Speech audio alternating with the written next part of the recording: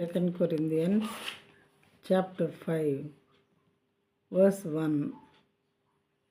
For we know that if the tent that is our earthly home, for we know that if the tent that is our earthly home is destroyed, we have a building from God, a house not made with hands, eternal in the heavens.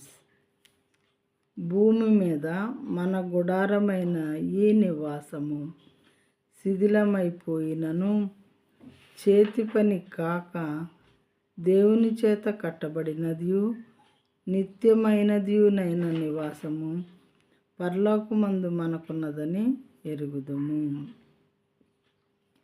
ఈ భూమి మీద మనకు మంచి ఇల్లున్నా లేకపోయినా, మరి ఈ భూమి మీద ఉన్నటువంటి అది చిన్న టెంట్ అయినా గుడారమైనా ఈ నివాసం శిథిలమైపోయేది కొన్నాళ్లకు.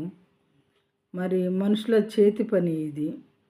అయితే దేవుడు ఏమని చెప్పిస్తూ ఉన్నారంటే, చేతి పని శిథిలమైపోయినను చేతి పని కాక దేవుని చేత కట్టబడినది, మనుషుల చేతి పని కాకుండా దేవుని చేత కట్టబడినది నిత్యమునైన నివాసము పరలోకమందు మనకున్నదని ఎరుగుతాము.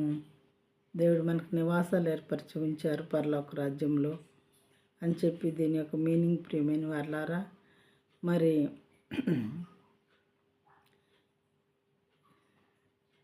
ఇది మన శరీర విషయంలో కూడా తీసుకోవచ్చు ఆత్మీయమైన అర్థాన్ని.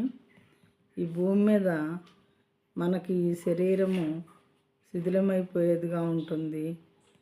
మన శరీరాలన్నీ కూడా శాశ్వతమైనవి కావు. 70-80 సంవత్సరాలు మాత్రమే మహా అయితే. ఈ లోపలే చనిపోయేవాళ్ళు బోల్డ్ మంది ఉన్నారు.